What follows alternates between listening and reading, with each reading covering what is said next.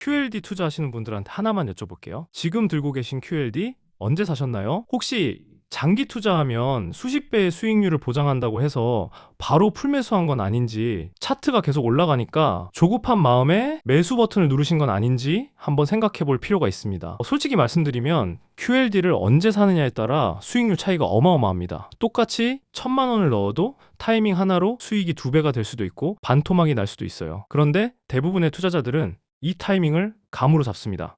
뉴스를 보고 공포에 사거나 이미 한참 오른 다음에 뒤늦게 올라타거나. 저도 처음엔 그랬습니다. 감으로 매수하고 빠지면 불안해서 계속 확인하고 올라가면 더 사고 싶고. 근데 이 방식으로는 절대 좋은 평단가를 만들 수가 없더라고요. 그래서 저는 객관적인 지표를 만들어서 그 기준으로 판단합니다. 오늘 영상에서는 QLD를 언제 사야 가장 효율적인지, 제가 실제로 사용하는 3단계 매수 신호 체계를 공개합니다. 이 신호가 지난 20년간 QLD 차트 위에서 실제로 어떻게 작동했는지를 보여드리고요. 2008년 금융위기부터 2022년 금리 인상, 2025년 관세 쇼크, 그리고 올해 전쟁 우려까지 전부 검증합니다.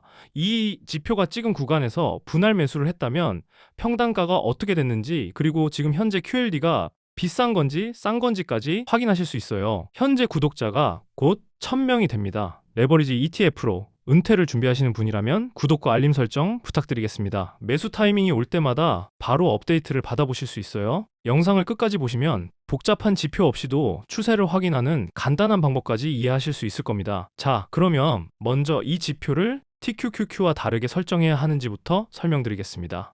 지난 영상에서 TQQQ의 매수 신호 지표를 공개했습니다. 주봉 RSI와 200일 이동평균선 괴리율, 이 두 가지를 조합해서 3단계로 매수 구간을 나누는 체계였죠. 그런데 QLD에 같은 수치를 그대로 적용하면 문제가 생깁니다. 신호가 거의 뜨질 않아요. 이유는 간단합니다. TQQQ는 3배 레버리지이고 QLD는 2배 레버리지이기 때문입니다. 나스닥 100에 하락이 왔을 때 TQQQ가 훨씬 더 깊이 빠지거든요.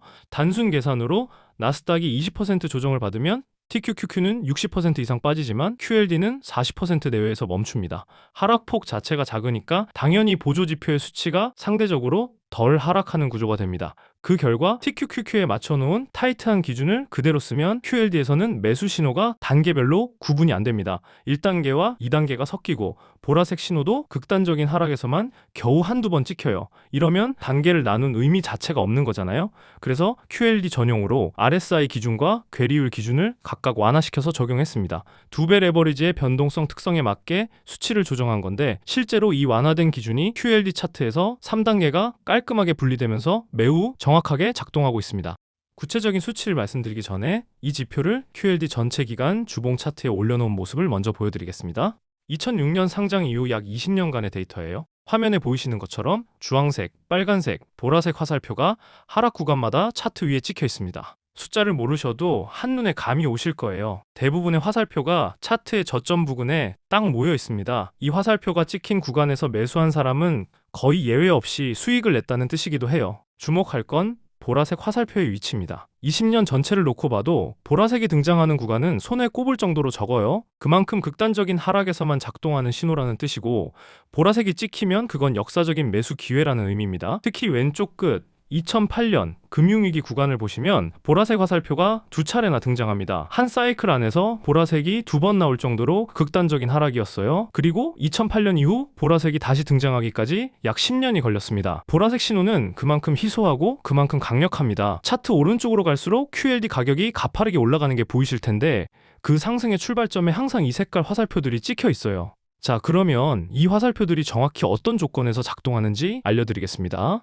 구체적인 기준을 공개합니다. 방금 차트에서 보신 화살표들 각각 어떤 조건에서 찍히는 건지 설명드릴게요. 1단계는 주황색 화살표, 분할 매수를 시작하는 구간이에요. 주봉 RSI가 48 이하이고 200일선 괴리율이 마이너스 10% 이하일 때 작동합니다. 상승장 속에서 찾아오는 비교적 가벼운 눌림목이나 건강한 조정 국면에서 가장 먼저 뜨는 신호예요. 주가가 200일선 아래로 살짝 밀리면서 주봉 기준으로 과열이 식으면 즉시 첫 진입 기회를 줍니다. 2단계는 빨간색 화살표, 매력적인 매수 구간입니다. 주봉 RSI 42 이하, 200일선 괴리율 마이너스 18% 이하, 연중 한두 번 발생하는 꽤 깊은 지수 조정이나 단기 하락장에서 작동해요. 시장에 어느 정도 공포가 만연하고 기술적 반등이 유효해지는 매력적인 타점입니다. 3단계는 보라색 화살표, 바닥 구간 적극 매수 신호예요. 주봉 RSI 36 이하, 200일선 괴리율 마이너스 26% 이하. 아까 차트에서 바닥마다 드물게 찍혀있던 그 보라색이 바로 이 조건입니다.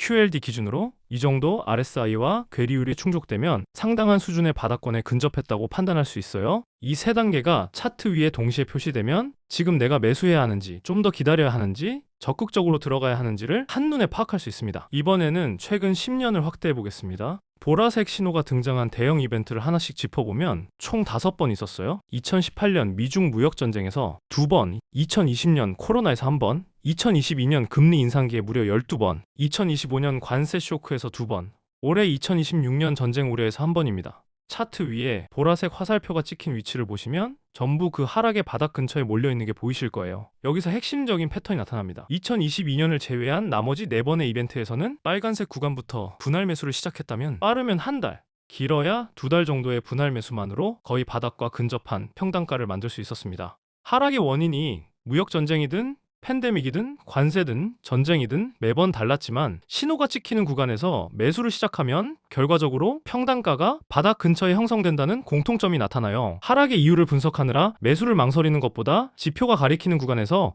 기계적으로 분할 매수를 시작하는 게 결과적으로 더 좋은 평단가를 만들어줬습니다. 원인은 매번 달라도 신호의 정확도는 일관됩니다. 이 지표의 가장 강력한 장점이에요.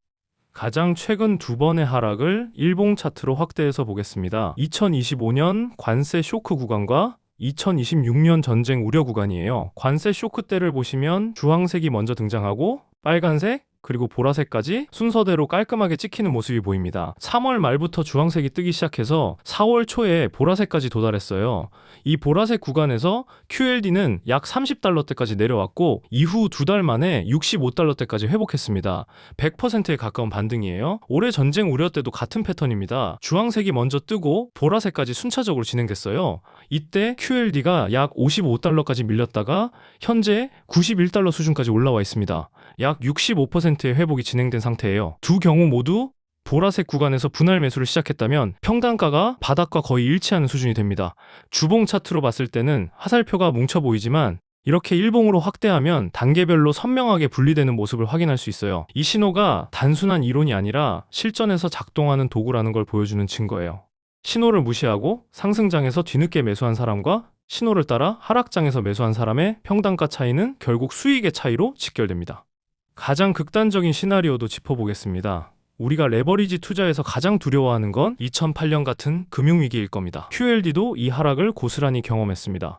연간 수익률 마이너스 73%, 투자금 셋 중 둘이 사라지는 수준이에요. 보라색 화살표가 한 사이클에 2번 등장할 정도로 크고 깊고 긴 하락이었습니다. 하지만 만약 이때 보라색 구간에서 분할 매수를 진행할 수 있었다면 어떻게 됐을까요? 평단가는 약 0.6달러 수준으로 형성됩니다. 현재 QLD 가격이 약 91달러예요. 0.6달러에서 91달러면 150배입니다. 1000만 원이 15억이 된 거예요. 20년 가까이 추가 매수 한 번 없이 처음 만든 평단가만으로 이미 졸업이 가능한 수준입니다. 물론 금융위기 한가운데에서 매수 버튼을 누르는 건 쉬운 일이 아닙니다. 하지만 감이 아니라 지표가 있으면 가능해져요. 숫자가 기준을 충족하면 사고, 충족하지 않으면 기다리는 겁니다. 공포 속에서 감으로 버티는 게 아니라 지표가 사라고 할 때만 사는 거예요. 2022년 금리 인상기도 빠뜨릴 수 없어요.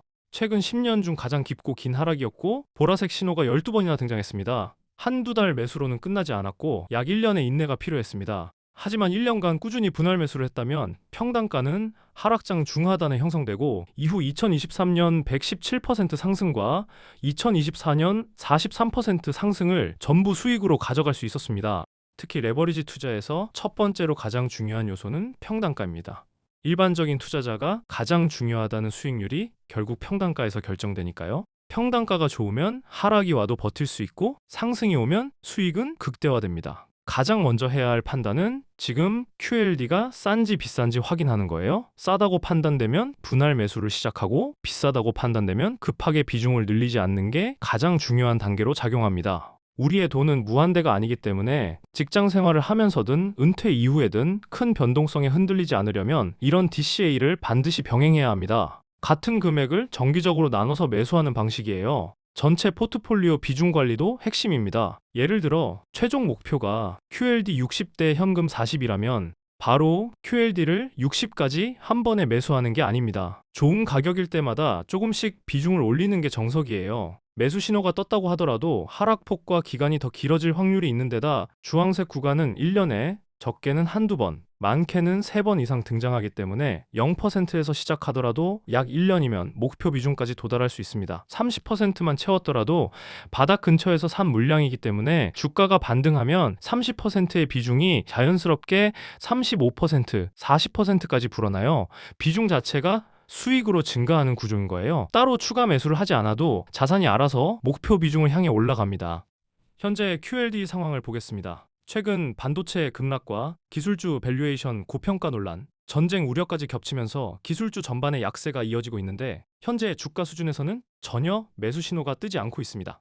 주가 흐름만 보면 전혀 저렴하지 않은 구간이라고 먼저 판단할 수 있고 급하게 비중을 늘리지 않아도 된다는 이야기가 됩니다. 다음 신호가 뜰 때까지 현금을 확보하거나 배당을 받으면서 기다리는 게 훨씬 현명한 전략이에요.